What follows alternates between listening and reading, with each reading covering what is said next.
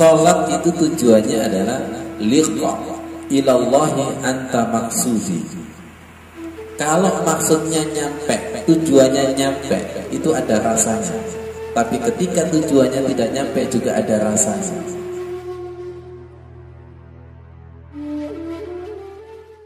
Assalamualaikum warahmatullahi wabarakatuh. Sahabat salihin, ketika membaca Al-Quran atau ketika dibacakan Al-Quran, fungsikan hati telinga kita secara maksimal.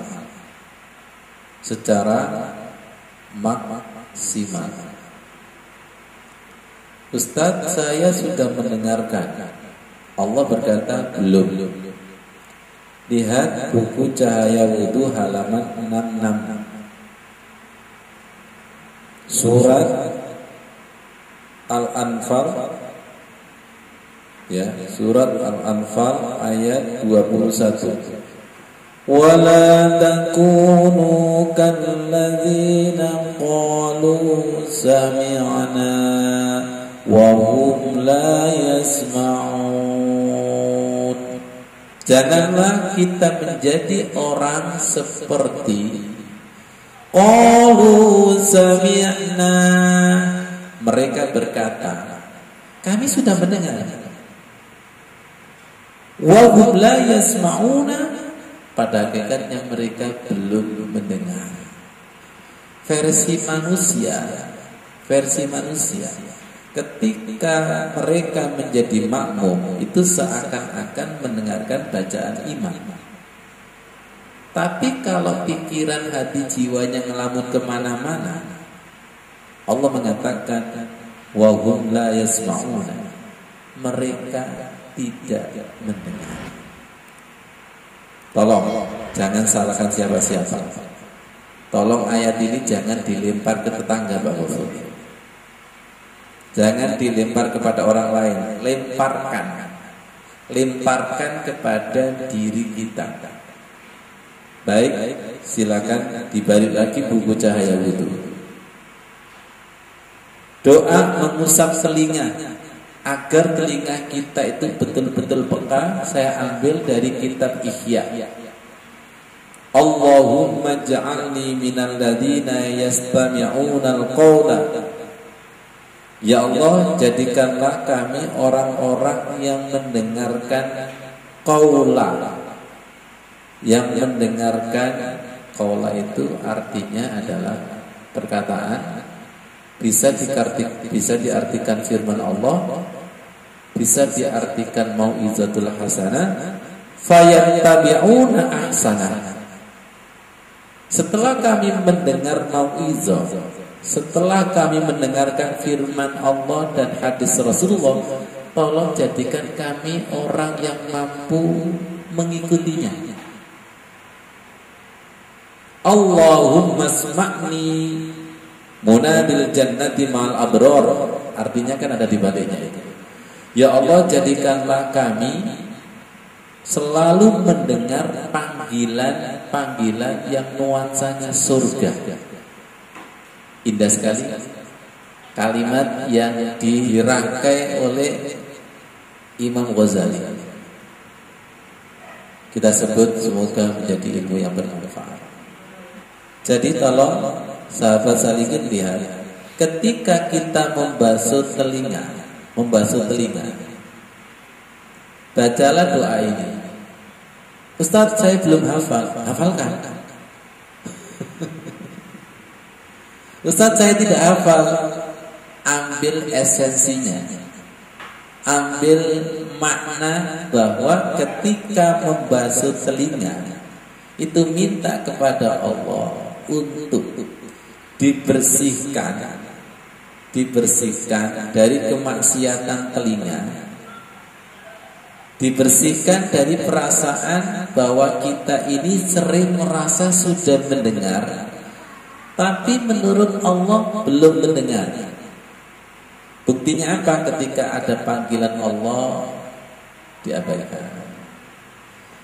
Ketika ada panggilan zakat dan sedekah diabaikan. ketika ada panggilan yang mengajak kepada surga, kok hati ini masih berat, itu berarti telinga kita masih summun bukmun umyun fahum la yarji'un.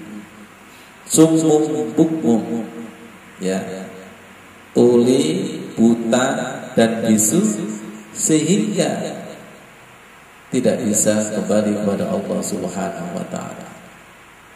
Sahabat sekalian, contoh yang paling simpel. Orang ketika mendengar azan, ya.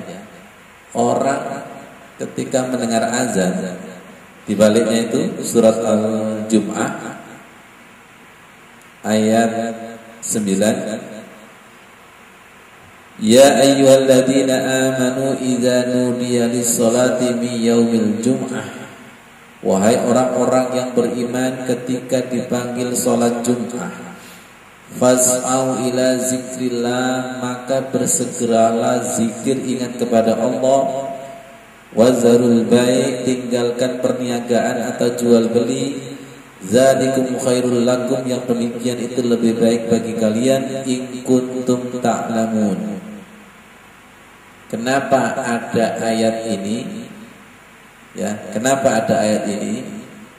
Allah Maha tahu, karena Allah yang menciptakan manusia, bahwa hambanya itu sering ketika dipanggil azan sering menunda-nunda.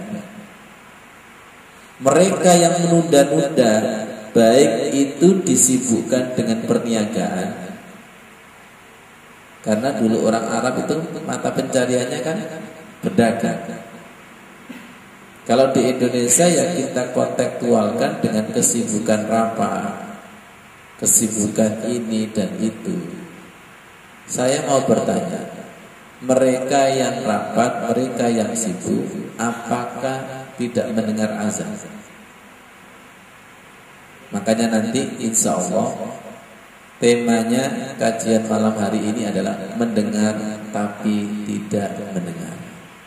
Sahabat salikin, saya ulangi lagi, ayat ini peruntukan diri kita agar buntunya telinga kita selama ini dibuka oleh Allah. Tadi salat Isya yang kita baca adalah inna fatahna. Tolong buka ya Allah, tolong buka. Yang mampu membuka, yang mampu membuka itu hanya Allah. Kita wajib ikhtiar membasuh telinga yang betul-betul membasuh. Tidak boleh sekedar. Nah ini yang perlu kita tingkatkan. Siapa yang membasuh telinganya sekedar, maka hanya menyentuh permukaan. Di dalam hadis disebutkan, siapa yang wudu tidak ada zikirnya, illa ma asabal ma, hanya tersentuh air. Saya nggak tahu ketika wudu ini airnya tersentuh apa enggak, plus digosok, plus lihat saya, plus disengaja. Kalau kepingin betul-betul bersih, innamal a'malu binniyat, membersihkan sesuatu itu disengaja. Nah wudu kita ini, maaf, ada gosokannya enggak? Itu aja masih jauh itu. Ada gosokannya enggak? Basah enggak? Terutama daerah kaki. Terutama daerah kaki yang sering disepelekan, sehingga sampai ada hadis berapa banyak telapak kaki yang masuk neraka. Ya. Kalau wudu kita, terutama daerah telinga, siapa yang membasuhnya itu asal-asalan, hukumnya wajib mendengar tapi tidak mendengar. Beda, bacaan Al-Quran didengarkan sepenuh hati dengan hanya didengarkan, itu beda. Tolong buktikan. Suara azan hanya didengar sama didengarkan sungguh-sungguh, itu getarannya itu ada. Saya sering menyebut nyanyian surga, dan itu jelas beda ketika kita hati bersih dan hati kotor. Betul. Kemarin itu ada rasanya. Loh, kenapa sekarang tidak ada rasanya? Wong suratnya sama. Ya, suratnya sama itu. Suratnya sama, ayatnya sama, imamnya sama. Itu menunjukkan bahwa mungkin telinga kita itu buntu. Summun bukmun umyun. Ya, tuli, bisu dan buta. Ya Allah, ya Karim. Jangan sampai kita masuk kategori ayat ini. Walaqad zara'na li jahannama katsiran minal jinni wal insi. Dan sungguh benar-benar banyak sekali yang masuk neraka jahanam dari kalangan manusia dan jin. Siapa itu? Lahum qulubul la yafqahuna biha. Punya hati tapi tidak mampu merasakan dan memahami. Punya hati. Ya, punya hati, tapi seakan-akan tidak punya hati. Ini yang biasanya kita sebut raja tiga. Lahum qulubul la yafqahuna biha. Ya. Wa lahum a'yunul la yubsiruna biha. Punya mata tapi tidak mampu melihat. Wa lahum adzanul la yasma'una biha. Punya telinga tapi tidak mampu mendengarkan. Perhatikan, ulaika kal an'am bal hum adall. Mereka itu seperti binatang, bahkan lebih hina. Kenapa disebut seperti binatang bahkan lebih hina? Ulaika humul ghafilun, karena kelalaian. Jadi ternyata dengan wudu itu menghilangkan nafsu kebinatangan kita yang mendengar tapi tidak mendengar. Semoga menjadi ilmu yang bermanfaat. Ketika membasuh muka, di situ ada mata, menghilangkan melihat tapi tidak melihat. Wudu secara keseluruhan, sholat secara keseluruhan, itu menghidupkan anatomi tubuh kita. Baik, sahabat salikin, analognya gampang. Seperti apa sih tumbuhan yang tidak pernah disiram? Hidup mati, apa mati? Ya. Kalau kurang disiram, berarti la yahya wala yamut, tidak hidup dan tidak mati. Tidak sah sholatnya seseorang tanpa wudu. Gak akan masuk. Apabila ada seseorang yang nekat sholat tidak wudu, pasti nanti sholat tapi tidak sholat. Semoga paham. Ya, itu wilayah syariat. Sholat tapi tidak sholat. Ada seseorang yang nekat sholat tanpa wudu, yang gerak ruku, i'tidal, sujud dan duduk, sholat tapi tidak sholat. Karena sholat itu ukurannya diterima. Ukurannya diterima. Sudah tidak waktunya kita itu sing penting sholat. Paradigma seperti itu harus ditingkatkan. Sholat itu tujuannya adalah liqa ilallahi anta maksudi. Kalau maksudnya nyampe, tujuannya nyampe, itu ada rasanya. Tapi ketika tujuannya tidak nyampe juga ada rasanya. Subhanallah.